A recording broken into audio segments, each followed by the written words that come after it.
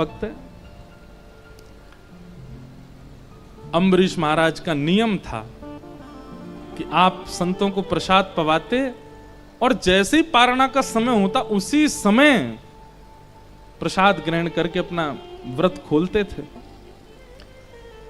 संध्या में बहुत कम समय लगना था, लेकिन भृगु ऋषि जानबूझ करके समय व्यतीत कर रहे हैं ताकि उसके पारणा का समय निकल जाए। फिर देखता हूं कि ये धर्म को प्रधानता देगा कि संत वैष्णवों की सेवा को प्रधानता देगा।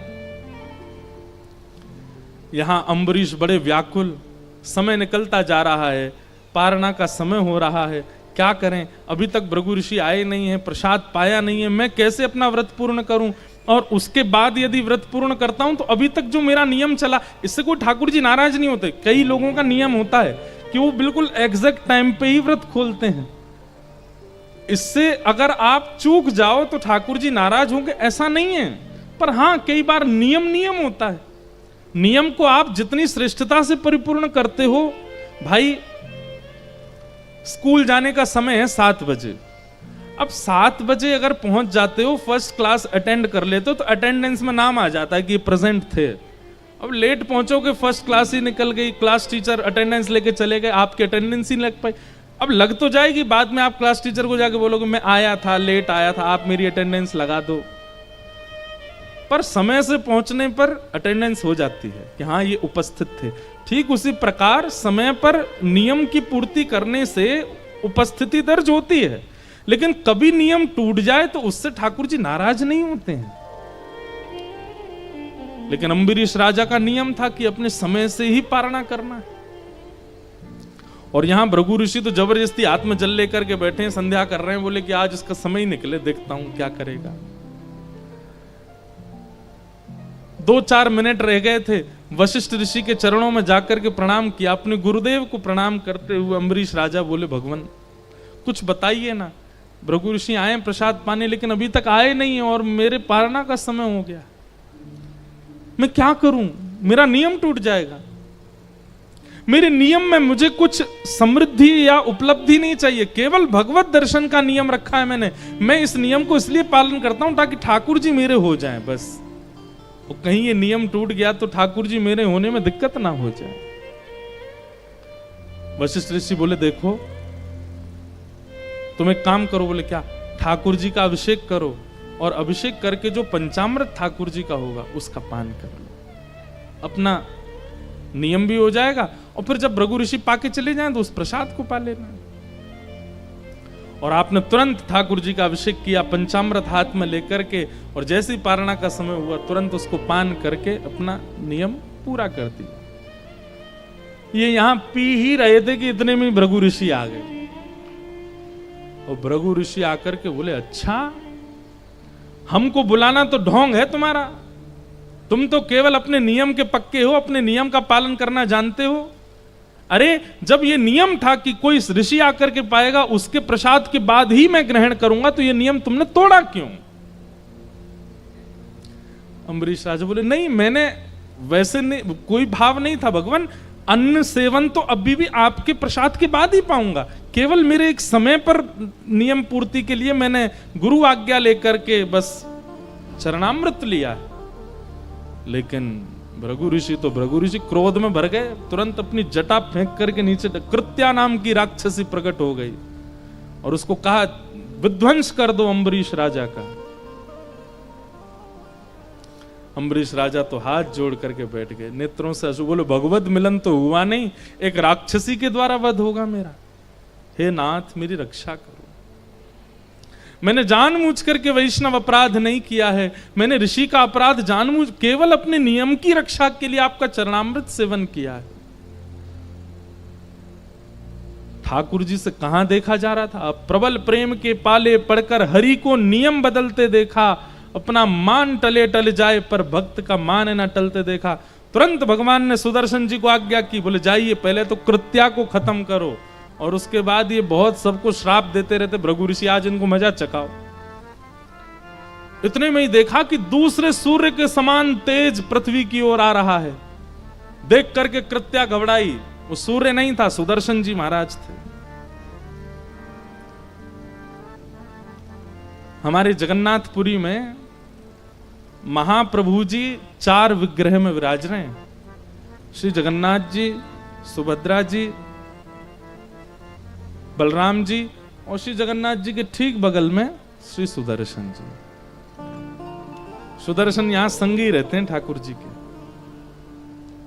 और सुदर्शन जी भी विकराल रूप में नहीं है, वह सामान्य से रूप में है। नील चक्र के रूप में ऊपर मंदिर के ऊपर जो चक्र विराजमान है वो नील चक्र के रूप में, वहां सुदर्शन जी का एक चक्र रूप में दर्शन है। बाकी ठाकुर जी के बगल में तो वंशी की तरह सुदर्शन जी बैठे हैं। और जगन्नाथ जी इतने बड़े हैं तो वंशी की तरह ही लगती हैं सुदर्शन जी महाराज। सुदर्शन जी को आज्ञा कर दी, जाकर के कृत्या का वध कर दिया। और कृत्या के बाद सुदर्शन जी भागे भृगु ऋषि के पीछे। तीनों लोकों में डोल लिए। इंद्र से जाकर के कहा रक्षा करो, नहीं कर पाए। शंकर जी से कहा रक्षा करो, नहीं कर पाए। यमराज से कहा रक्षा करो, नहीं कर पाए। दौड़ते दौड़ते सुदर्शन जी से ही बोले कि भैया कैसे बचा, आपसे कैसे बचूं, आप ही बताओ। बोले जिन्होंने हमको छोड़ा उनके पास जाओ। दौड़े दौड़े भगवान के पास गए, बोले प्रभु मुझे क्षमा कर। भगवान बोले देखो ये सुदर्शन जी रहते हमारे पास हैं, पर ये हमसे ज्यादा हमारे भक्तों के सेवक हैं। ठाकुर जी की लीला देखो क्या कह रहे हैं, बोले हमसे ज्यादा हमारे भक्तों के सेवक हैं, हमारे कहने से नहीं रुकेंगे ये। अगर भक्त राज अम्बरीश कह देगा तो ये रुक जाएंगे। और उसके लिए आपको अम्बरीश के चरणों में जाकर के क्षमा याचना करनी पड़ेगी। कितने अपने भक्तों से कितना प्रेम करते हैं ठाकुर जी। भृगु ऋषि बोले आप एक बार कह के तो देखिए। भगवान बोले सुदर्शन जी रुक जाओ, सुदर्शन जी रुक जाओ। सुदर्शन जी रुके नहीं, भीतर से सब पता है आपस में। सुदर्शन जी तो और उग्र रूप में, देखो रुके ही नहीं रहे, सुने ही नहीं रहे हमारी, जाओ अम्बरीश राजा के पास जाओ। अंत में भृगु ऋषि दौड़े दौड़े आए और साष्टांग प्रणाम किया अम्बरीश राजा को, मुझे क्षमा कर दो, मैंने तुम्हारी परीक्षा की, मुझसे अपराध हो गया। अम्बरीश राजा के तो नेत्र सजल हो गए, दंडवत। बोले नहीं भगवान आप कृपा करके मुझे प्रणाम ना करें। बोले एक बार कह दो क्षमा कर। बोले नहीं आपने कुछ किया ही नहीं, मैं क्यों कहूं। बोले भैया तू देरी करेगा ये मुझे मार देंगे, तू बोल दे एक बार। अंत में अम्बरीश जी ने सुदर्शन जी से प्रार्थना की कि आप इनको कुछ मत कहो। तुरंत सुदर्शन जी शांत हो गए, लौट करके वापस चले गए।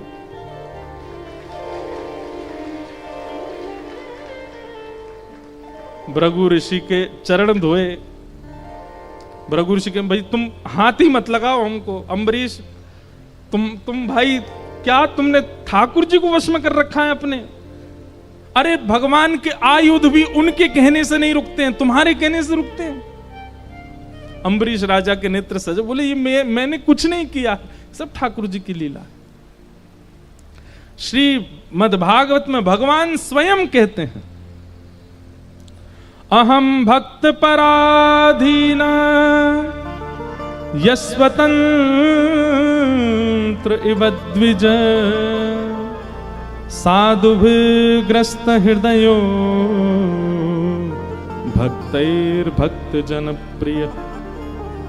हे भृगु महाराज मैं अपने भक्तों के पराधीन हूं। वो कभी नहीं चाहेंगे कि कुछ ऐसा हो, पर मैं उनके मन की रक्षा करता हूं, मैं उनके भाव की रक्षा करता हूं। मैं पूरे विश्व मेरे अधीन है, पर मैं अपने भक्तों के अधीन हूं। मैं अपने भक्तों के चाही क्रिया करता हूं। इसलिए मेरे भक्तों का कभी भी आप अपराध मत करना, क्योंकि उनका अपमान होने पर वो तो क्षमा कर देंगे, पर मैं क्षमा नहीं करता हूं, मैं नहीं छोड़ता हूं। इसलिए दुनिया में बंधुओं कोई भी अपराध हो जाए सबसे क्षमा मिल जाएगी, लेकिन कभी किसी वैष्णव का अपराध मत करना, किसी भक्त का अपराध मत करना। ठाकुर जी को वो प्रिय नहीं। ऐसे महाराज अम्बरीश, उनका चरित्र भागवत जी में कहा गया है।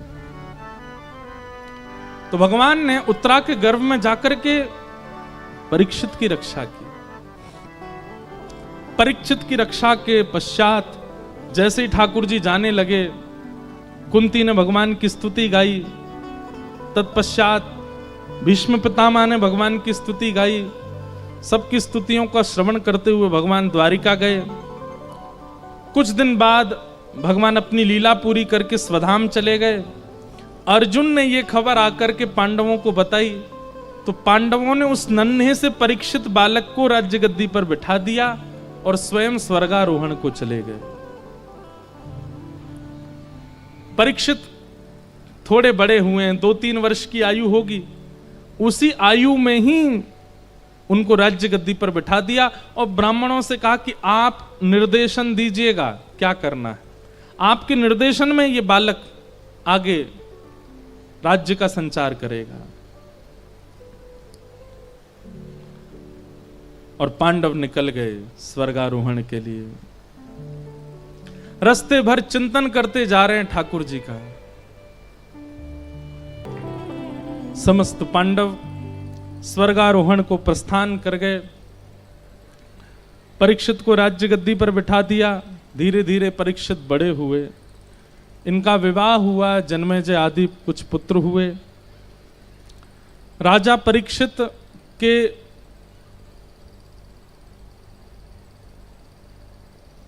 समय काल में अद्भुत अनुभव सब राज्यवासियों को होता है, क्योंकि पाप कहीं दूर दूर तक होता ही नहीं है। लाला बैठ जा, मिलेंगे अभी, क्या है, अभी बैठ जाओ, हाँ अभी अभी लेते हैं आपको, बैठ जाओ बैठ जाओ। तो क्या बढ़िया, देखो ठाकुर जी की तरह बन के बनियान पहन के आए कथा में गर्मी के मारे उतार दिए होंगे कपड़ा, बैठ जाओ लाला बैठ जा। तो क्या बता रहा था मैं, हाँ,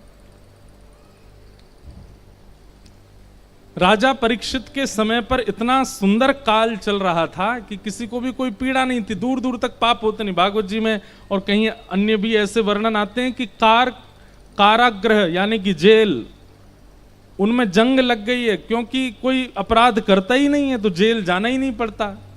सिपाही लगभग छुट्टियों पर ही रहते हैं, घर पे ही पैसा आता रहता है, क्योंकि कोई भी जुर्म होता ही नहीं है। ऐसा राज्य था परीक्षित का। लेकिन तभी आगमन हो गया कलयुग का, और एक दिन राजा को कलयुग मिल गया। कलयुग को मारने का प्रयास किया तो उसने चरण पकड़ लिए, बोले भगवान मुझे मारिए मत, ब्रह्मा के द्वारा बनाई गई सृष्टि है। सतयुग के बाद त्रेता, त्रेता के बाद द्वापर, द्वापर के बाद कलयुग का आगमन होता है। अब मेरा आगमन हुआ है, आप कृपा करके मुझे मारिए मत, कुछ स्थान दे दीजिए। इसलिए 5 स्थान कलयुग को प्रदान किए गए। द्यूतम पानम स्त्रियः सूना यत्रा धर्मस् चतुर्विधः पुनश्च याचमानाय जात रूप मदात प्रभु। ये 5 कलयुग के स्थान हैं। सबसे पहला स्थान जुआ, दूसरा स्थान मद्यपान और भक्ष सेवन, तीसरा स्थान पर स्त्री पर पुरुष संग, चौथा स्थान हिंसा, और 5वां स्थान है बिना परिश्रम के कमाया गया धन। इन 5 स्थानों पर कलयुग का निवास है। अगर इन 5 में से कहीं भी आपका प्रवेश है तो कलयुग के चपेटे में आने से आपको कोई नहीं रोक सकता। और इन 5 स्थानों में यदि आज तक आप कहीं प्रवेश कर चुके हैं और अब निकलना चाहते हैं तो केवल एक आश्रय है, नाम। ठाकुर जी का नाम ही आपको वहां से निकाल सकता है। जैसे कई बार आपका अपराध नहीं था लेकिन फिर भी आपको पुलिस ने पकड़ लिया, पकड़ करके आपको ले गई, बोले कि चलो जेल की हवा खानी पड़ेगी। तभी आपने क्या कहा, बोले एमएलए जो हैं वो हमारे चाचा जी लगते हैं। अच्छा बात कराओ। जैसे ही आपने बात कराई तो क्या हुआ, अच्छा जी सर अभी छोड़ रहे हैं, तुरंत छोड़ दिया। ठीक वैसे ही जब आप इन 5 स्थान यानी कि कलयुग के इन स्थानों में फंस जाएंगे, ये मैंने आज की भाषा में समझाते क्योंकि युवा आते हैं ना कथा में, उनको समझ आवे। द्यूतम यानी कि जुआ। आजकल आपको पता नहीं, आप लोग तो कथा में बैठे हैं इसलिए हमको लगता है कि जुआ कौन ही खेलता होगा, पर इतनी मात्रा में जुआ खेलते हैं लोग। हमें क्रिकेट बहुत अच्छा लगता है और मैं खेलता भी हूं, लेकिन उसमें एक ही चीज हमको पीड़ा देती है कि वहां पर भी ये सब चलता है। जहां जुआ आ जाता है वहां पर फिर कलयुग का प्रवेश निश्चित हो जाता है। द्यूतम, दूसरा पानम, आप अपनी जीव पर यदि ऐसी कोई भी वस्तु धारण करते हैं जो जीव के लिए नहीं बनी है, मदिरा पान, भक्ष भक्ष सेवन आदि आदि, ये सब जो भी जीव के रसायन हम लोग ले रहे हैं केवल अपने स्वाद के लिए, इन सब के सेवन से कलयुग का प्रभाव होता है। और कलयुग का प्रभाव क्या है? बुद्धि भ्रष्ट कर देता है, बुद्धि भ्रष्ट हो जाती है। द्यूतम पानम, फिर तीसरा आता है परिस्त्री पर पुरुष संग, उसमें भी कलयुग का निवास है। चौथा स्थान आता है वे वजह की हिंसा।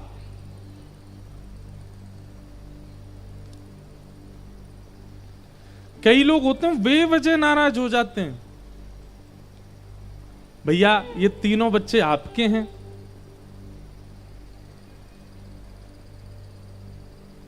बस इसी बात पे ही नाराज हो गए, 4 होते तो तू क्या कर लेता। ये भी कोई नाराज होने वाली बात है?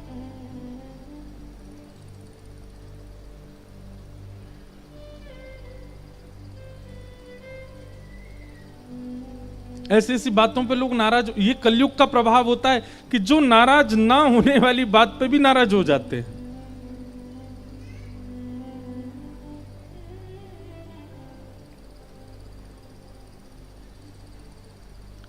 और 5वां स्थान क्या है? बिना मेहनत के कमाया गया धन। जहां पर मन में हमेशा यही चलता रहता है, वहां प्रॉपर्टी खरीद लेते हैं, उसको किराए पे दे देंगे, किराए का ही आता रहेगा लाख रुपया घर पे, कुछ नहीं करना, बैठे रहेंगे। वहां पर ऐसा कर लेते हैं, उसका घर पे आता, मेहनत ना करनी पड़े, बिस्तर से उठना ना पड़े और बैंक अकाउंट भरता रहे, ऐसी प्रवृत्ति और इच्छा रखने वाले लोगों पर भी कलयुग का प्रभाव होता है। भैया परिश्रम अपनी स्थिति से ज्यादा करिए और तब धन कमाइए, उससे धन की पवित्रता होती है। और धन अगर अपवित्र हो गया ना तो फिर वो धन सर्वनाश करता है, नाश की बुद्धि आ जाती है चित्त में। बहुत धन आया, आज मान लीजिए आपकी सैलरी मिली या फिर आप जो व्यापार करते हैं उसमें आपको करोड़ों का फायदा हुआ। करोड़ों का फायदा होते ही सबसे पहले बुद्धि में क्या आता है? अगर सबसे पहले बुद्धि में आता है स्विट्जरलैंड जाएंगे, अब तो टिकट बुक करवाओ, एजेंट को फोन कर रहे हैं वीजा कैसे लगेगा बताओ हमको, तो टिकट करवाओ, जाना है घूमने। समझो ये कलयुग की वजह से आया है धन। और जैसे ही धन का लाभ होते ही मन में पहली विचारधारा क्या आती है? महाप्रभु जगन्नाथ जी का महाप्रसाद अर्पित करेंगे, ध्वजा जी अर्पित करके आएंगे, वृंदावन जाएंगे, संत सेवा करके आएंगे, गोवर्धन की परिक्रमा लगाए, अकेले नहीं लगाएंगे, अपने सब रिश्तेदारों को लेकर के जाएंगे, खूब बढ़िया परिक्रमा लगा के आएंगे, इतना बढ़िया फायदा हुआ है इसको ठाकुर जी की सेवा में लगा। ऐसी विचारधारा आ रही है चित्त में। मतलब अब मैं तो अपनी योग्यता से थोड़ा बहुत बता रहा हूं, सीधी बात, धन की बढ़ोतरी पर आपका चित्त किस स्थान पर जाता है उससे पता चलता है कि आपका धन जो आया है वो कलयुग के प्रभाव से आया है। ये सामान्य, और ये केवल यही नहीं है, सामान्य बात होती है। बच्चा पास हो गया, फर्स्ट रैंक आती है, पार्टी कब दे रहा है? और पार्टी के रूप में क्या बोल रहा है? बोल घर में कीर्तन होगा आ जाना। तो समझो कि भाई भगवत कृपा, तो श्याम बाबा का कीर्तन हो रहा है, ठाकुर जी का कुछ उत्सव हो रहा है, उत्सव करेंगे, उत्सव में आ जाना, महाप्रसाद बनाएंगे, घर पे केला के पत्ता पे बढ़िया परोसेंगे, आ जाना। तो समझो कि भगवत कृपा है। मतलब अपने जीवन में आने वाली हर स्थिति को आप भगवत संबंध से जोड़ते हो तो ठाकुर जी कृपा है। लेकिन कहीं भी उसमें विषय भावना के प्रति इच्छा प्रकट होती है तो वो धन कलयुग के प्रभाव से आया है। एक व्यक्ति के अकाउंट में गलती से 50 लाख रुपए आ गए, हमारी कथा कराई उसने। और जब मैं उनके घर गया, अंतिम दिन बोले महाराज जी हमारे घर चलो। तो जब मैं घर गया तो घर जाकर के देखा वो किराए के कमरे में रहते हैं मैं सच में इतना भावुक हो गया चित्त से, मैंने कि ये चाहते तो एक घर बना लेते अपना, चाहते तो अपने लिए कर लेते कुछ अच्छा, पर नहीं, भगवत सेवा के प्रति भावना बहुत अच्छी बात। तो 5 स्थानों से बचिए, द्यूतम पानम स्त्रिय सूना और जात रूप मदात प्रभो, बिना मेहनत के कमाया गया धन। 5 स्थान दे करके राजा परीक्षित स्वयं भटक गए, शमीक ऋषि का अपमान कर दिया, श्रृंगी ने 7 दिन में मरने का श्राप दे दिया। राजा परीक्षित को 7 दिन में मरने का श्राप लगा, अपने पुत्र जन्मेजय को राज्य गद्दी पर बिठा करके स्वयं गंगा के तट पर चले गए। वहां अनेक संतों ने आकर के राजा परीक्षित को अनेक विधान बताए मुक्ति प्राप्ति के, लेकिन नैको मुनिर्यस्य वच प्रमाण, किसी ने प्रमाण नहीं दिया कि ये क्रिया करने से तुमको मुक्ति मिली जाएगी। तभी वहां पर श्री शुकाचार्य जी का आगमन हुआ। तत्रा भवत भगवान व्यास पुत्रो यदिच्छया गामटमानो न परीक्ष अलक्षलिंगो निजलाभ तुष्टो प्रतश्च बालैरवधूत भेष। तभी उस स्थान पर श्री शुकाचार्य जी का आगमन हुआ और सुखदेव जी महाराज ने आकर के राजा परीक्षित को भागवत की कथा सुनाई। राजा परीक्षित ने कहा 7 दिन में मरने की मुक्ति का उपाय बताइए। बोले मुक्ति नहीं, भक्ति मांगो। मुक्ति का मतलब होता है मृत्यु के बाद भगवान का दर्शन, और भक्ति का मतलब होता है जीते जी भगवान का दर्शन। तुम मुक्ति की कामना मत करो राजन, मृत्यु के बाद हमारे पास प्रमाण है कि किसको वैकुंठ में दर्शन हुए। सब लोग इधर देखो, आपने सूरदास जी का चरित्र सुना, क्या सूरदास जी ने मृत्यु के बाद भगवत दर्शन किया? नहीं, जीवित अवस्था में किया। हम लोग मीराबाई का चरित्र सुनते हैं, जीवित अवस्था में ठाकुर जी का दर्शन होता है। हम लोग चैतन्य महाप्रभु का चरित्र सुनते हैं, हम लोग कर्मेती बाई, कर्माबाई का चरित्र सुनते हैं। सबने जीवित अवस्था में भगवत दर्शन किया, तो फिर हमारे चित्त में यह स्थिति क्यों है कि मृत्यु के पश्चात ही भगवत दर्शन होना चाहिए? नहीं, जीवित अवस्था, और वो संभव केवल भागवत से है। भागवत ऐसा निर्माण कर देगी, भागवत ऐसे चित्त वृत्ति बना देगी कि जीवित अवस्था में भगवत साक्षात्कार संभव है।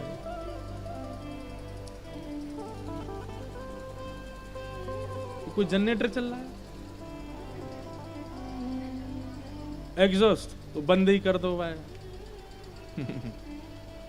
सब लोग इधर देखो।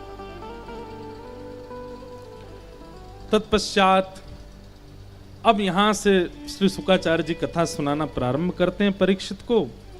सृष्टि का प्रसंग सुनाते हैं। सृष्टि प्रसंग के बाद उद्धव विदुर जी के मिलन का प्रसंग सुनाते हैं, और वहां श्री उद्धव जी महाराज मैत्री मुनि के पास जाकर के भागवत धर्म का प्रवचन श्रवण करते हैं।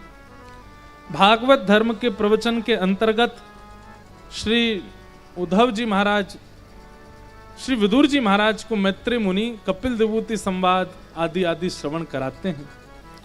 भगवान के परम भागवत श्री ध्रुव जी का चरित्र आया, जिन्होंने अपनी बाल अवस्था में ही भगवत प्राप्ति कर ली। श्री ध्रुव जी महाराज राजा के पुत्र हैं, लेकिन मां की डांट से वन में चले गए और 5 महीने में भगवत साक्षात्कार कर लिया। एक बात बहुत ध्यान से सुनिएगा, हम अपनी हर कथा में एक बात कहते हैं कि भगवत दर्शन में, ये बहुत डिस्टर्ब कर रहा है, अगर हो जाए बंद तो हो रहा है।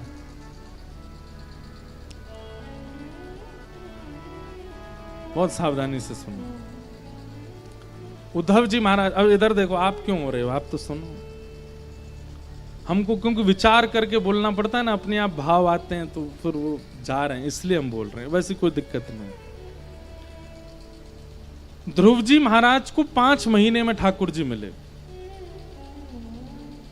वहीं हम सुनते हैं कि श्री कर्दम ऋषि को 1000 वर्ष में भगवान मिले,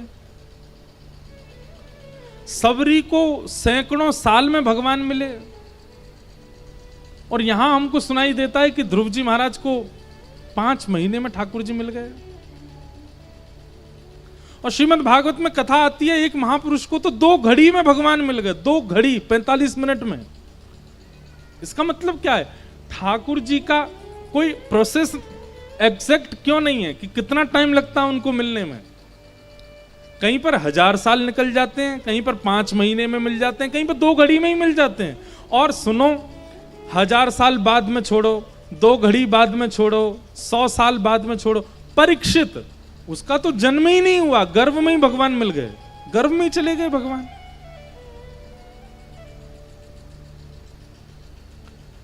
एग्जैक्ट प्रोसेस क्या है ठाकुर जी के मिलन का? वो मिनटों में मिलते हैं, घंटों में मिलते हैं, दिनों में मिलते हैं, महीनों में मिलते हैं, सालों में मिलते हैं, कल्पों में मिलते हैं, युगों में मिलते हैं। कब मिलते हैं ठाकुर जी? इसका स्पष्ट उत्तर केवल एक है, आपकी उत्कंठा पर निर्भर करता है कि ठाकुर जी कब मिलेंगे। उत्कंठा समझते हैं? व्याकुलता, ये मिलन की व्याकुलता। हमारे महाप्रभु जगन्नाथ जी के परम भक्त, उनके वंशज मिले थे परसों तरसों हमको, बंधु महंती, जो कि ना तो धनवान है और ना एक श्रेष्ठ जाति में जन्मे हैं, लेकिन जगन्नाथपुरी से कुछ दूरी पर उड़ीसा के एक गांव में रहते हैं और भिक्षा मांगते हैं घर घर जाकर के। जो मिल जाता है उसी से स्वयं पाते हैं, पत्नी को पवाते हैं, 2 बालक हैं उनको पवाते हैं बस। लेकिन कभी कभी ठाकुर जी इतनी परीक्षा ले लेते हैं कि आज 5 दिन निकल गए और बंधु महंती को पाने के लिए किसी ने भिक्षा नहीं दी है। सब लोग इधर देखो, सावधानी से सुनो।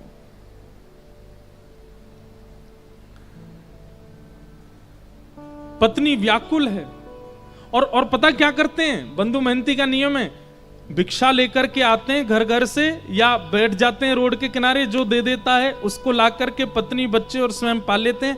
और पवाने के पीछे शर्त रखते हैं, क्या? पाने के बाद नाम जप करोगे, ठाकुर जी का स्मरण करोगे, भजन करोगे, कीर्तन करोगे। करताल बजा करके अपनी पत्नी बच्चों के साथ कीर्तन करते हैं।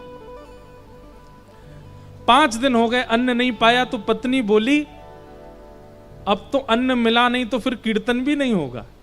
अन्न मिलेगा तो कीर्तन होगा ना, कुछ खाने को मिलेगा, पेट में जाएगा तभी तो स्वर निकलेगा, तभी तो ताल बजेगी, तभी तो नृत्य होगा, कीर्तन रुक जाएगा। अब बंधु महंती को इस बात की चिंता नहीं है कि अन्न नहीं मिल रहा है, उसको इस बात की चिंता कीर्तन नहीं करेगी। सब जगह जाते हैं, चरणों में गिर गिर करके कहते हैं कि मुझे कुछ दे दीजिए, कुछ घर में बनेगा, ठाकुर जी को निवेदित करेंगे तो फिर कीर्तन नहीं रुकेगा। लेकिन आज ठाकुर जी ने ऐसी परीक्षा ली बंधु महंती जी की कि सप्ताह निकल गया और किसी ने कुछ नहीं दिया।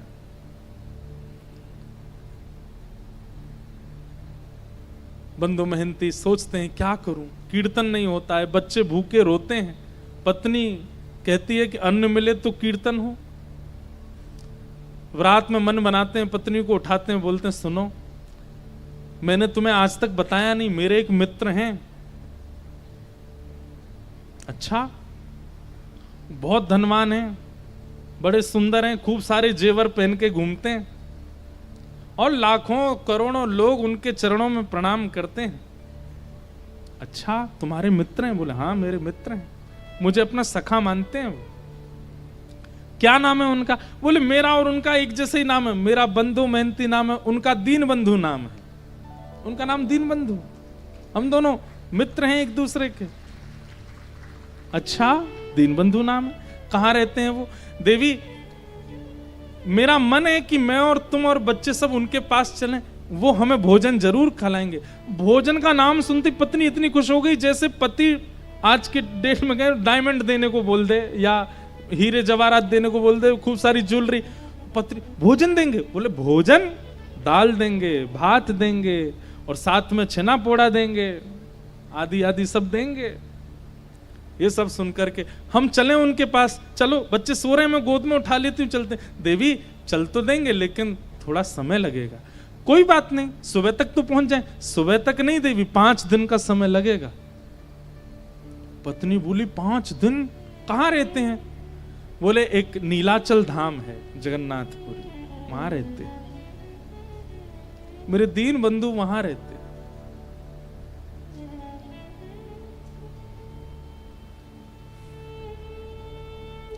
पत्नी से झूठ बोला है, मेरे मित्र हैं,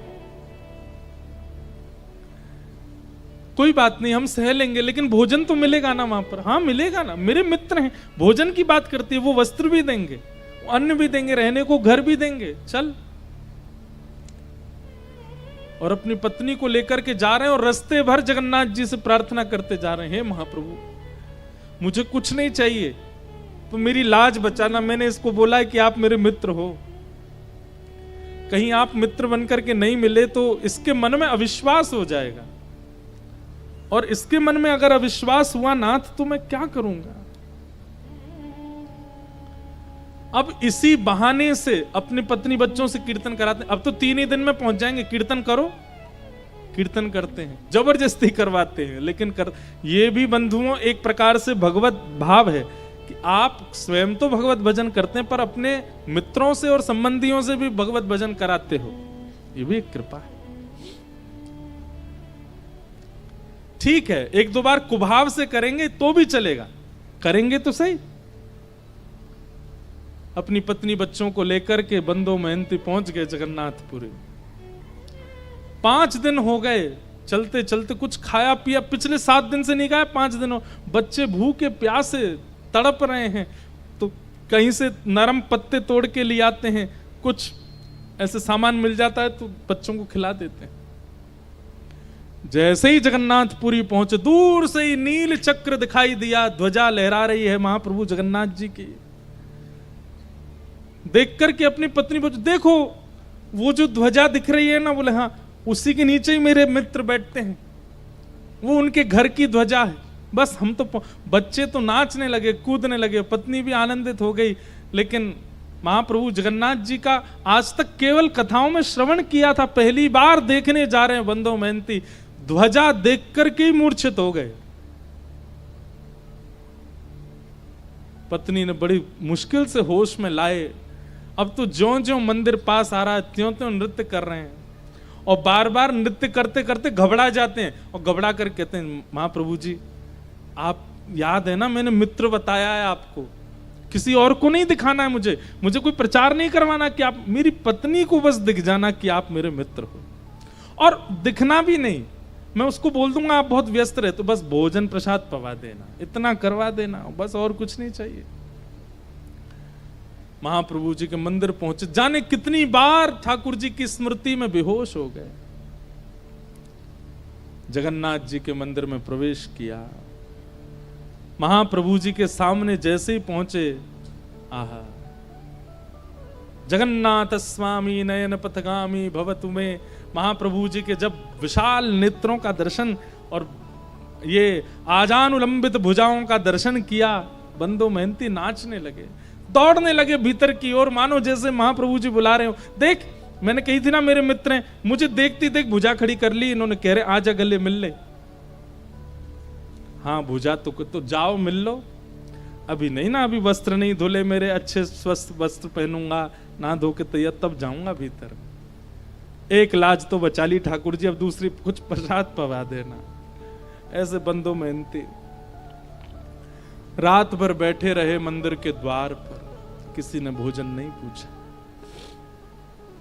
पत्नी बोली आप तो कह रहे थे कि आपके मित्र भोजन पवाएंगे, दाल भात और जाने क्या क्या आप हमको प्रलोभन दे रहे थे। अरे तू देखा नहीं कितनी भीड़ थी अंदर, कितने लोग बैठे थे वहां पर, अभी सबसे मिल रहे हैं, वो सुबह तक हो जाएंगे, कराएंगे ना हमको। वहीं बैठ करके चिंतन करते जा रहे हैं महाप्रभु जी, कीर्तन करो कीर्तन करो, तुम पे तो घूम फिर के कीर्तन आता है, अब तो हम कीर्तन तभी करेंगे जब महाप्रसाद मिलेगा। अर्धरात्रि का समय सब चले गए, और बंदो महंती केवल हाथ जोड़ करके रुदन करते हुए ठाकुर जी से प्रार्थना कर रहे, नाथ लाज बचा। और तभी महाप्रभु जगन्नाथ जी एक ब्राह्मण का रूप धारण करके आए, अपनी सुंदर थाल में महाप्रसाद स्वयं गए रसोई में ठाकुर जी, और जो महाप्रसाद रखा था जगह जगह से हंडियां उतार करके अपने हाथों से ही महाप्रसाद धर रहे हैं, अपने हाथ से ही दाल ला रहे हैं, और फिर ढूंढ रहे हैं कौन कौन सी सामग्री कहाँ धरी है। सब जगह से जैसे कोई थाल, माता थाल लगाती है बालक के लिए, उसको ये अच्छा लगता है ये भी पवा देते हैं, ये अच्छा लगता है ये भी तो महाप्रभु जी देख रहे हैं मेरे को भोग में क्या क्या अच्छा लगता है, वो सब सामग्री ढूंढ ढूंढ के निकाल रहे हैं। कटहल की सब्जी धरो, महाप्रसाद धरो, खिचड़ी धरो, इसमें दाल धरो, ये धरो, सब पूरा थाल अपने हाथों से सजा रहे हैं। सुभद्रा जी बलभद्र जी देख करके कितने प्रसन्न हो रहे हैं, वाह आज महाप्रभु, पूरी दुनिया इनकी थाल लगाती है लेकिन आज खुद थाल लगा के लेके जा रहे हैं। ठाकुर जी को अपनी थाली लगानी नहीं आती, उनको क्या चाव से बैठे रहते हैं, लाडले लाल हैं, दूसरे लगा लगा के देते हैं, पर आज बंदो मेहनती की थाल खुद लगा रहे हैं। और थाल के ऊपर वस्त्र रख करके अपने कंधा पे, विशाल थाल है, कंधा पर रख करके ठाकुर जी बाहर आए। और बाहर आकर, अरे कोई बंदो मेहनती नाम का आया है क्या? बंदो मेहनती तो नाम सुनकर के मेरा नाम किसको पता भाई? मन में सोचा, पत्नी तो सो गई है, मन में सोचा कोई और होगा बंदो मेहनती मेरे जैसा, लेकिन देखा कोई और है भी नहीं, अकेला मैं ही बैठा हूं। ठाकुर जी बड़ी अपनी भौं चढ़ा करके और जैसे कोई बिना भाव दिए बात करता ना, ऐसी बात कर रहे हैं। ए भाई कौन हो तुम, कहां से आ गए हो, ये फटे पुराने लत्ते पहन, यहां बाहर निकलो, यहां से चले जाएंगे भगवान, पर हम ही बंदो मेहनती हैं। तुम बंदो मेहनती हो? बोले हाँ। अच्छा, अपना और परिचय बताओ। बोले और तो क्या परिचय है? परिचय यही है कि मेरे पास ना तो घर है, ना व्यापार है, ना संपत्ति है, ना धन है, कुछ भी नहीं है, ठाकुर जी को अपना मित्र मानता हूं बस। अरे यही परिचय तो पूछ रहे थे, महाप्रभु जगन्नाथ जी आए थे स्वप्न में और स्वयं भगवान ही कह रहे हैं, बोले प्रभु महाप्रभु जगन्नाथ जी आए थे स्वप्न में, स्वप्न में आके बोले मेरा मित्र बंदो मेहनती। बोले एक मिनट रुक जाएंगे? बोले क्यों? पत्नी को उठा दूं उसके सामने बोल दो ये बात कि मेरे को मित्र कहा महाप्रभु जी ने। अपनी पत्नी को उठा रहे हैं, पत्नी को उठाया, पत्नी बोली क्या हुआ? बोले देख महाप्रसाद लेके खड़े हैं। एक बार दोबारा बोलेंगे ठाकुर जी ने स्वप्न में क्या कहा? बोले ठाकुर जी स्वप्न में आके बोले हमारा मित्र बंदो मेहनती बैठा है बाहर, उसको महाप्रसाद देख के आओ। सुन करके अब महाप्रसाद देख करके तो बच्चे पत्नी खुश हुए, लेकिन बंदो मेहनती तो ये शब्द सुनकर के ही प्रसन्न हो गया कि ठाकुर जी ने मित्र मान लिया। वहीं रोने लगा, ब्राह्मण के चरण पकड़ लिए, बोले सुनिए मेरी तो योग्यता नहीं मैं उनको जाकर के प्रणाम करूं, आपने मेरी लाज बचा ली, पत्नी मेरी तरफ से दंडवत कर देना, एक बार हृदय से लगा लेना। बोले कि समय मिलेगा जगन्नाथ जी खुद ही बुला लेंगे तुमको भीतर, महाप्रसाद पाओ। और सुनो ये थाल बहुत महंगा थाल है, इसको व्यवस्थित ऊपर पहुंचवा देना मंदिर में। जी जी हम पहुंचवा देंगे। अब महाप्रसाद आया, बच्चों ने पेट भर के पाया, पत्नी ने पाया, बंदो मेहनती ने पाया। बंदो मेहनती को भूख थोड़ी थी, वो तो भूख मर गई ठाकुर जी की बात सुन करके। रात में बर्तन धो करके विशाल थाल, उसमें रत्न जड़े थे, इतना महंगा थाल। अब वो तो पूरे घूम आए मंदिर के आसपास, कोई मिला नहीं। बोले थाल किसको दूं मैं? ठाकुर जी की लीला, ना द्वार पर कोई है, ना कहीं कोई स्थान है रखने का। और मन में सोच रहे मैं कहीं भी रख के चला जाऊं तो कोई ले गया तो, अपने पास छुपा करके थाल को धर लिया। सुबह होगी, द्वार खुलेंगे तो भीतर दे दूंगा पुजारी जी को। प्रातः काल होते ही महाराज मंदिर में हड़कंप मच गया। ठाकुर जी का थाल चोरी हो गया, ठाकुर जी का थाल चोरी हो गया। रसोई घर से दूसरी आवाज आने लगी। बोले क्यों? हंडियां फूटी पड़ी हैं, चावल बिखरे पड़े हैं, पता नहीं कौन भीतर घुसा था, सारी सामग्रियां फैला दी हैं। ठाकुर जी हैं, व्यवस्थित थोड़ी रहते हैं, यूं यूं उठा दिए होंगे सब सामान, गिर दी होंगी हंडी। हल्ला मचा, ढूंढने लगे, इतने में बंदो मेहनती के नेत्र खुले, ये अपनी थाल लेकर के मंदिर में ही पहुंच गए। और जैसे ही इनके हाथ में थाल देखी तो शरीर की अवस्था, वस्त्रों की अवस्था से लगता ही नहीं है कि इसके पास थाल, चोर ही मालूम पड़ रहा था। बिना पूछे बिना जाने ही मारपीट शुरू कर दी। और जैसी मारपीट होनी शुरू हुई, बंदो मेहनती तो वाह जगन्नाथ, जय हो जगन्नाथ, आहा जगन्नाथ, रात में तो छेना पोड़ा खिला रहे थे, रात में तो रसगुल्ला खिला, सुबह लात घुसा पड़वा रहे हो, वाह जगन्नाथ तेरी लीला बड़ी अद्भुत है।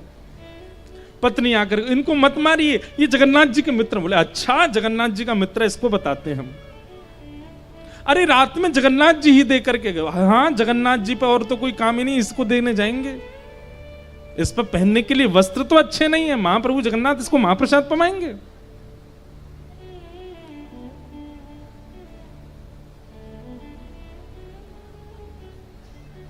इतना मारा कि बंधु महंती बेहोश तो नहीं हुए, पर ठाकुर जी के ध्यान में चले गए। बोले नाथ, आपकी लीला, श्रीमद् भागवत में गोपियां कहती हैं, मैवम विभोरहति भवान गदितम नृशंसम संत्यज्य सर्व विषयाम तव पाद मूलम। हे ठाकुर जी, सब चीज छोड़ करके भक्त आपकी शरण में आता है, लेकिन आप परीक्षा लेने से बाज नहीं आते, आप बहुत परीक्षा लेते हो। बंधु महंती चिंतन कर रहा, वाह नाथ, आप चाहो तो सब कुछ देते हैं और आप चाहो तो मारते पीटते भी। ठाकुर जी तुरंत दैतापति राजा के स्वप्न में गए और कहे, बोले मेरा परम सखा बंधु महंती यार, तुम्हारे लोग उसको मार रहे हैं, अभी जाओ, जाकर के उन लोगों को रोको और उन सबको बताओ। उनका दिमाग नहीं चलता, खुद वो स्वयं नहीं विचार कर सकते। जब मंदिर का ताला नहीं टूटा है, मंदिर के अंदर के सांकर तक नहीं खुली है, तो फिर भीतर से थाल बाहर कैसे चला गया? अरे मानव को ताला तोड़ना पड़ेगा, सांकर खोलनी पड़ेगी, तभी वो किसी सामग्री को चुरा सकता है। पर मेरे लिए कोई द्वार नहीं होता, कोई ताला नहीं, मैं जहां चाहूं जा सकता हूं। बता दो, थाल वो नहीं लेके आया, मैं दे के आया, मेरा मित्र बंधु महंती आया। राजा ने आकर के सबको रोका, बोले क्यों मार रहे हो? इन्होंने बोले थाल चुराया, ताला खुला हुआ मिला था क्या? बोले नहीं। बोले रसोई घर में सब सामग्री फैली थी, बोले रसोई के ताले खुले हुए? तो बोले नहीं। बोले भाई, जब ताले ही टूटे नहीं तो फिर ये सामग्री बाहर कैसे आई? विचार किया तुमने? बोले स्वयं जगन्नाथ जी देख करके गए, जगन्नाथ जी की आज्ञा बता करके क्षमा मांगी और महाप्रभु जगन्नाथ जी ने आज्ञा कर दी। बोले आज से हमारे मंदिर में सब जो भी कुछ धन राशि आती है, जो भी, वो सब सेवा बंधु महंती को प्रदान करो, इनको हमारे मंदिर की सेवा दे दो। आज तक महाप्रभु जगन्नाथ जी के मंदिर की सेवा उन्हीं के वंशज करते आ रहे हैं। परसों तरसों हमें मिले थे, कोई उनके वंश के ही आए थे, भुवनेश्वर से मिल के गए। कैसे कृपालु है नाथ। परीक्षाएं तो बहुत लेते हैं, लेकिन अपने उत्कंठा को डगमगाने मत देना। बस जीवन में पड़ाव बहुत आएंगे, भक्ति मार्ग में रुकावटें बहुत आएंगी, विचलनता बहुत ज्यादा आवेगी, लोगों के द्वारा बहुत कुछ सुनना पड़ेगा, पर आप अपनी मिलन की जो वो भावना है उसको खत्म मत होने दो, वो यथावत रहने दीजिएगा। ध्रुव जी महाराज को 5 महीने में ठाकुर जी मिल गए और ठाकुर जी ने मिलकर के ध्रुव जी की स्तुति श्रवण करी। ध्रुव जी महाराज ने भगवान की पावन स्तुति गा करके चरणों में प्रणाम करके कहा, भगवान भक्ति मुहु प्रवहताम त्वयि में प्रसंगो भूयादनंत महताम अमलाशयानाम ये नांजसोल्वणुमुरु व्यसनम भवाब्धिम निश्चय भवत गुण कथामृत पान मत्त। हे नाथ, मुझे आपकी कथा का व्यसन हो जाए, कृपा करके ऐसा अनुग्रह कर दो। भगवान ने ध्रुव के ऊपर कृपा की। 36,000 वर्ष तक ध्रुव जी ने पृथ्वी पर राज्य किया। तत्पश्चात ध्रुव जी महाराज श्री भगवत धाम को प्रस्थान किए और भगवान ने उनको एक नवीन लोक बना करके दिया, जिसका नाम ही है ध्रुव लोक। वहीं पर श्री ध्रुव जी महाराज नित्य बैठ करके भगवान का आराधन और दर्शन करते हैं। बोलो भक्तवत्सल भगवान की जय। ध्रुव जी के वंश में राजा अंग, इनके बेटा बैन, बैन के ही यहाँ भगवान पृथु हुए और पृथु महाराज ने 10,000 कान मांगने का वरदान मांगा। ऐसे सब क्रम सुनाए गए। तत्पश्चात ऋषभदेव महाराज जी का चरित्र सुनाया, जिनके वंश में श्री भरत जी हुए, जो कि अपने तृतीय जन्म में भरत जी महाराज दूसरे जन्म में हिरण बने, तीसरे जन्म में जड़ भरत बन करके आए और रहुगण राजा को इन्होंने ज्ञान उपदेश किया। अद्भुत कथा यहाँ पर सुनाई गई। भूगोल खगोल का वर्णन किया, नरकों का वर्णन किया गया। सब कथाओं को हम प्रणाम मात्र करते और वृत्रासुर की कथा सुनाई गई, जहाँ पर 4 श्लोक वृत्रासुर ने भक्ति प्रधानता के गाए हैं। भक्ति पथिकों को ये 4 श्लोक याद होने चाहिए। कौन कौन से? श्री अनेक बार हमने इनका विस्तार किया है। अब क्या लगातार हमारी कथा चलती तो हम कहीं कोई प्रसंग विस्तार करते हैं, कहीं कोई करते हैं। तो यहाँ पर अब कृष्ण जन्मोत्सव करना है तो उसके लिए अब चल रहे हैं। वृत्रासुर ने 4 स्तुतियां श्लोक गाई हैं, उनकी बड़ी प्रधानता है।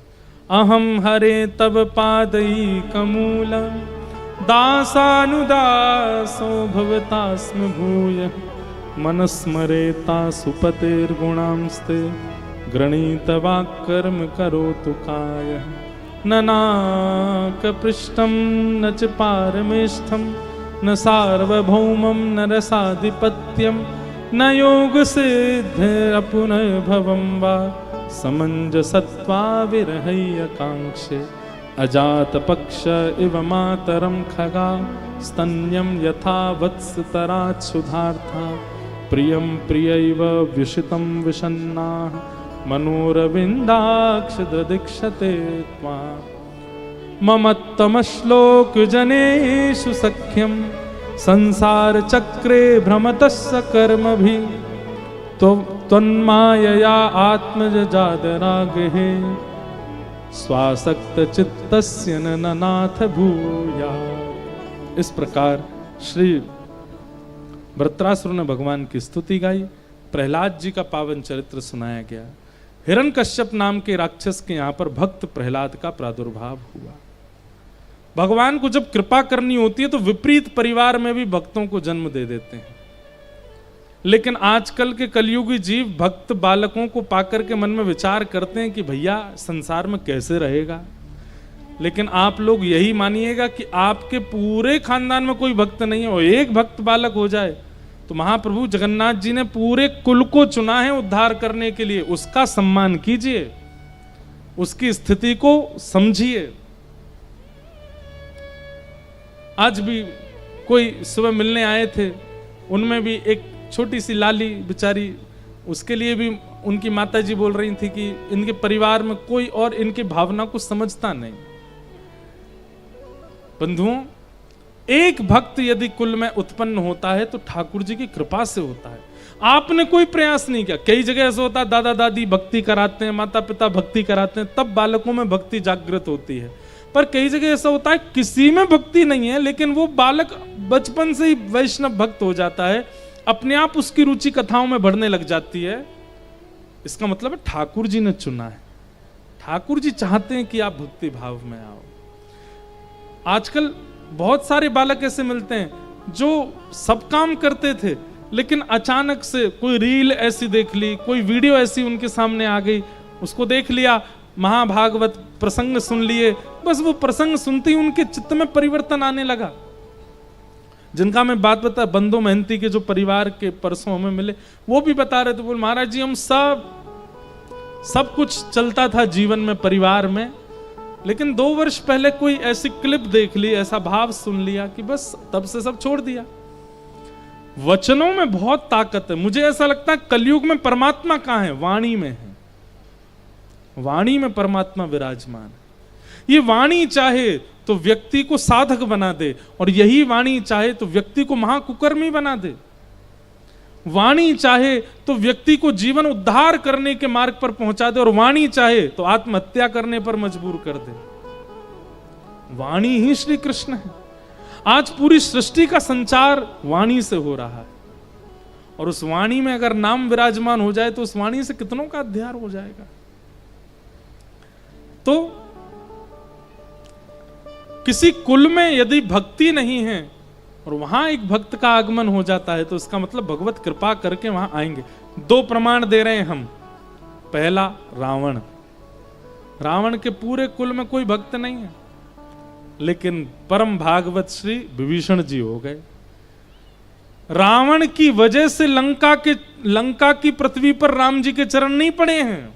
विभीषण ने इतना नाम जप किया है इसलिए हनुमान जी भी गए हैं, राम जी भी गए हैं, लक्ष्मण जी भी गए, पराम्बा जगदम्बा श्री सीता जी भी विराजी हैं। क्यों? क्योंकि एक वैष्णव वहां रहता है। एक वैष्णव के नाम गुणगान की वजह से पूरा राम दरबार इकट्ठा हो सकता है लंका में, और यहां एक वैष्णव के नाम गुणगान से भगवान खम्भ भेदन करके नृसिंह प्रकट हो जाते हैं। हम यहां पूरे दिन घर सजाते रहते हैं, ठाकुर जी कभी तो आओ, ठाकुर जी हमारे घर में पधराओ, इत्र लगाते हैं, चौक पुराते हैं, गोबर से लेपन कर देते हैं, सजाते हैं, ठाकुर जी आते ही नहीं। लेकिन विपरीत अवस्था के परिवारों में एक भक्त यदि पुकार करता है तो ठाकुर जी पहुंच जाते हैं। इसका मतलब क्या है? उसकी पुकार में सामर्थ्य है ठाकुर जी को बुलाने की। हमारी पुकार अभी उस योग्यता से हुई नहीं। प्रहलाद विपरीत परिवार में जन्मे हैं। अरे दूर दूर तक कोई व्यक्ति ऐसा नहीं है जो भगवत, मैं एक बात कथा में कहा करता हूं, माताजी डॉक्टर हैं, पिताजी डॉक्टर हैं, भैया डॉक्टर है, चाचा डॉक्टर हैं, दादाजी डॉक्टर हैं, और तुम भी डॉक्टर बन गए, कोई बड़ी बात नहीं है। लेकिन माताजी डॉक्टर नहीं, पिताजी नहीं, दादाजी नहीं, चाचा नहीं, दूर दूर तक खानदान में, और तब आप डॉक्टर बन जाओ तो आपके चर्चे बुआ फूफा के खानदान तक होते हैं। अरे भाई उसको देखा डॉक्टर बन गया। जहां सभी डॉक्टर होते हैं वहां आप भी बन जाओ तो पता नहीं तुम भी डॉक्टर ही होंगे, सब डॉक्टर, हाँ हम भी डॉक्टर। वहां तो ऐसे जैसे मानो भंडारे में डॉक्टर बन गए हम, ऐसा लगता है। ठीक वैसे ही भैया दादी भी भक्त हैं, दादा भी भक्त हैं, पिताजी भी भक्त हैं, मैया भी भक्त, आप भी भक्त बन गए। उसमें इतनी पूछ वाली बात नहीं है। लेकिन सब विपरीत हैं और तब आप भक्त हो। उस समय महाप्रभु जगन्नाथ जी को स्मरण किया करो, ये आपकी कृपा है। आप चाहते हैं कि मैं नाम गाऊं इसलिए गा रहा हूं। इसलिए विपरीत अवस्था में जब कोई वैष्णव भक्त बालक होता है उस पर भगवत कृपा है। श्री प्रहलाद जी महाराज हिरण्यकश्यप के यहां पर जन्मे। पिता के पूछने पर नवदा भक्ति का प्रवचन सुनाया तो पिता को क्रोध आ गया। किसने सिखाया तुझे? गुरुकुल में तो पढ़ाते नहीं। गुरुकुल के गुरुजी ने कहा कि ये तो गर्व से ही सीख के आया है, हमने कुछ नहीं सिखाया इसको। आज क्रोध में भर करके प्रहलाद को पकड़ लिया हिरण्यकश्यप ने। अनेक प्रयास किए लेकिन नहीं मार पाए। तब अंत में कहा, बोले पहले तेरा हरि मरेगा फिर तू मरेगा, बता तेरा हरि कहां है? प्रहलाद जी महाराज बोले, पिताजी कहां नहीं है, सब जगह, कण कण में उनका निवास है। खम वायु अग्निम सलिलम महिम च ज्योतिम से सत्वानि दिशो द्रुमादीन सरित समुद्रांश हरे शरीरम यत्किंच भूतम प्रणमेत अनन्यम। यदि आप लोग जगन्नाथपुरी जाते हैं तो हमारी कही एक बात मानिएगा, महाप्रभु जगन्नाथ जी का दर्शन करो, विमला देवी का दर्शन करो, गोपीनाथ जी का दर्शन करो, लक्ष्मी मैया का दर्शन करो, और महाप्रभु जी के मंदिर के ठीक पीछे जहां एकादशी जी हैं वहीं ऊपर नृसिंह भगवान भी हैं, उनका भी दर्शन किया करो दक्षिण द्वार के पास में।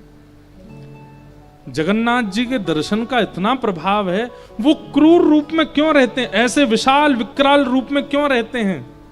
ताकि हमारे भीतर प्रकट हुए आर्त, हमारे भीतर प्रकट हुए जो कुभाव हैं उनका नाश कर सकें। एक क्रोधी का जीवन में होना आवश्यक है। क्षमा कीजिएगा, जिस व्यक्ति के ऊपर कोई शासन करने वाला नहीं होता ना, स्वच्छंद होता है, वो बहुत जल्दी बिगड़ जाता है। लेकिन जिस व्यक्ति के ऊपर एक शासन करने वाला होता है, एक व्यक्ति ऐसा है जो उसको रोकेगा भी, टोकेगा भी, डांटेगा भी, उसके भय के कारण कई बुरे कामों से वो बच जाता है। परिवार में अगर एक व्यक्ति भी बड़ा डांटने वाला नहीं है तो बच्चों की बिगड़ने की संभावना बहुत ज्यादा है। सब लाड़ करते हैं, सब प्यार करते हैं, तो ऐसे घर के बच्चे ज्यादा बिगड़ैल होते हैं। ठीक वैसे ही हमारे राधारमण जी भी मीठे, हमारे राधा वल्लभ जी भी मीठे, जगन्नाथ जी भी मीठे, गोपीनाथ जी भी मीठे, सबरे ठाकुर तो मीठे, हमारे हृदय के बिगड़ने की संभावना बहुत ज्यादा है। इसलिए तब जाकर के नरसिंह भगवान का दर्शन किया करो। इनको देख करके तो हमारा मन सोच लेता है, ठाकुर जी एक बार पी लूं थोड़ी सी, आप तो परमात्मा हैं, आप तो बड़े प्यारे ठाकुर, मुझे क्षमा कर देंगे। एक बार थोड़ा सा कुछ खा लूं, एक बार मित्रों के साथ ऐसा कर लूं।